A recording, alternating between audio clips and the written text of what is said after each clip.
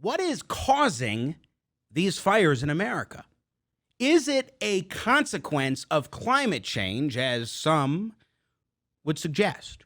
Or is there more to it than might meet the eye or occasionally the nose, as it can be a pretty strong smell, let me tell you, with the ash that might even show up on your car right in, say, Aurora, Colorado? I'm very pleased to talk about this important issue with a gentleman who was the president of the American Association of State Climatologists and also program chair for the Committee on Applied Climatology of the American Meteorological Society, and also is now the senior fellow at the Competitive Enterprise Institute and a senior fellow at the CO2 Coalition in Arlington, Virginia. Dr. Patrick J. Michaels, climatologist extraordinaire, my go-to guy when I want to dive into the science of climate change, joins me now here on Jimmy at the Crossroads. Sir, welcome to the program. It's good to have you today. Good to be here. You have a great intro, by the way. Oh, thank you. Did you enjoy the harmonica? Yeah, it was terrific.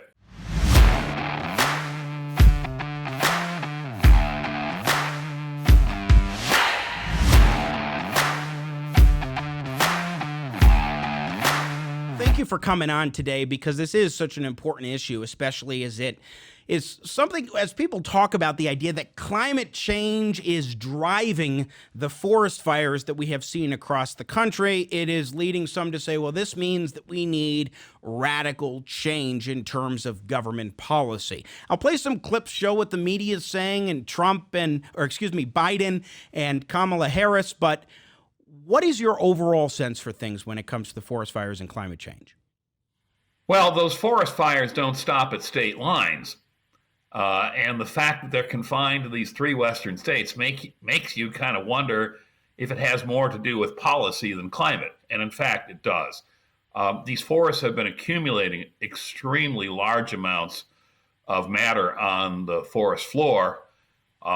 It's very combustible, and when they go up, and by the way, you can leave climate change out of it in the following sense. California's forests get dry enough to explode every summer. It doesn't matter whether the climate is cool, whether the climate is warm, or in between. They are just combustible every year. And when you have more and more material to combust, guess what? At the end of the summer, you get an explosion. And that's what's happened.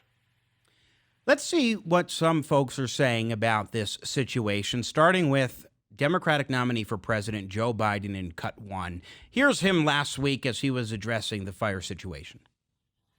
This is another crisis he won't take responsibility for. The West is literally on fire, and he blames the people whose homes and communities are burning. He says, quote, "You gotta clean your floors, you gotta clean your forest."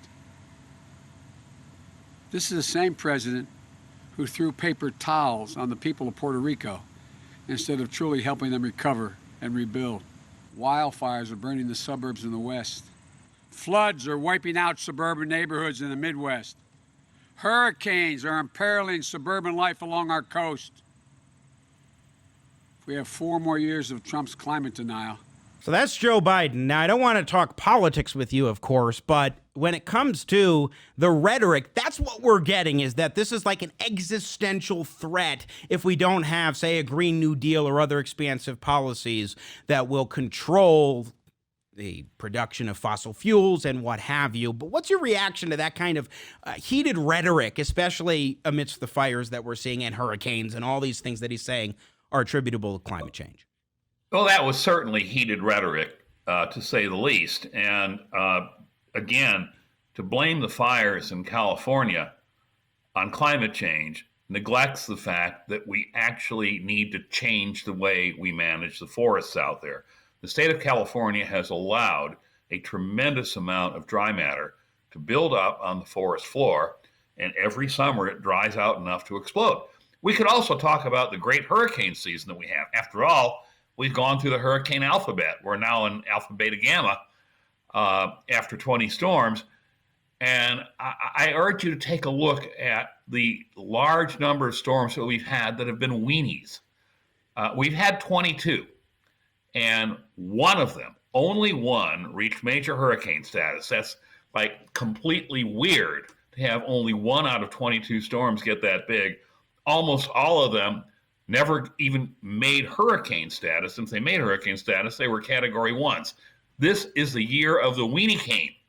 There are many weenie canes this year, but it is the year of the weenie cane.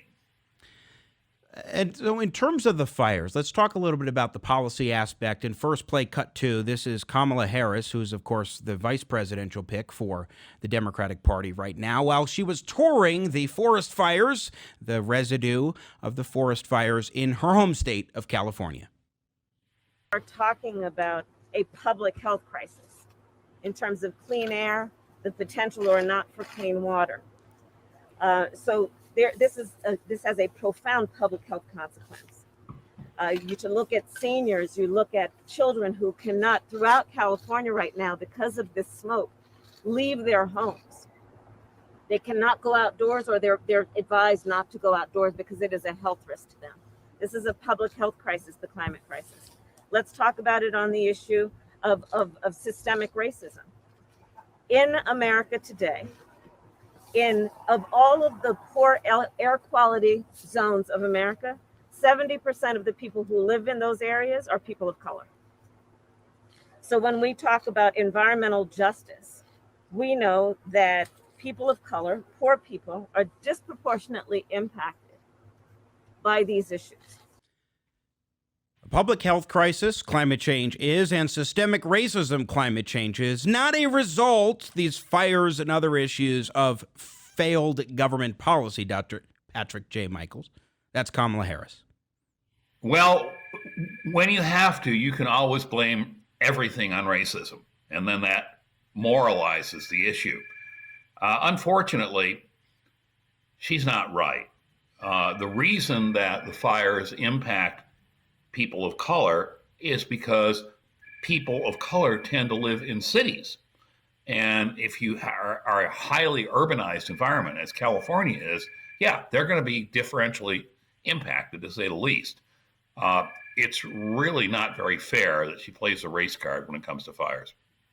All right, so then let's talk about the failed policies here. What exactly has led to these forest fires, Dr. Michaels?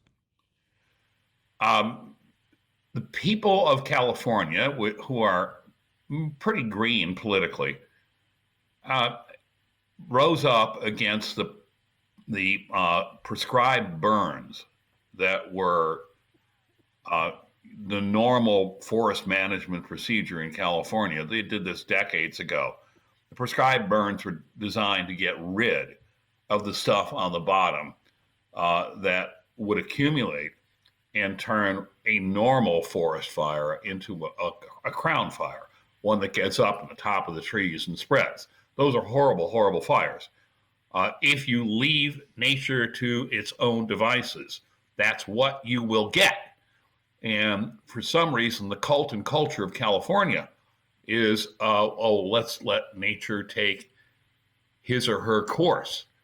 And now you've built up so much burnable material on the forest floor that you get explosive, damaging, and deadly fires. I was shocked to see the footage of the Paradise Fire a couple of years ago in Northern California. The amount of material that was on the forest floor that was combusting just blew me away. I didn't think it could possibly be managed as badly as it was, but it was. So in that Biden clip that we played, Joe Biden was talking about how it was maligning President Trump for talking about how you need to clean your forests. That seems to literally be what you need to be doing in those forests. Yeah, for sure. I mean, unless you really want nature to take its course, and nature's a very mean mother, that material will build up on the forest floor and explode someday. That's the way forests work. They're not static systems. They're dynamic systems. In fact, many of the tree species in the West will only germinate their seeds after they've been burned over. So that's the nature of life. That is the web of the Lion King, if you will. That it's a delicate balance. No, it's not. It blows up every few years. unless you do something about it. Again, we're talking with climatologist Dr. Patrick J. Michaels, Senior Fellow at the Competitive Enterprise Institute here on Jimmy at the Crossroads. So when it comes to the policy of not cleaning up the forests and getting rid of this fuel so that you don't see such expansive fires, what is the basis for not taking that course of action, which would seem prudent? I mean, why wouldn't they take that step when we know that that is something that can exacerbate these fires and allow them to eat up a whole slew of territories? Well, the cult and culture of much of the green movement grew up on Bambi. And you may recall that there was a forest fire in Bambi. Yes. And that was a horrible, horrible thing. And that traumatized every child that saw that movie. And so there is the conception that forest fires are bad, when in fact it is necessary to remove the fuel that causes the bad ones and to keep the forest floor in a tidy way so that the fires don't get up into the crown of the forest and they just burn through. But no, we're not doing that because fire is bad.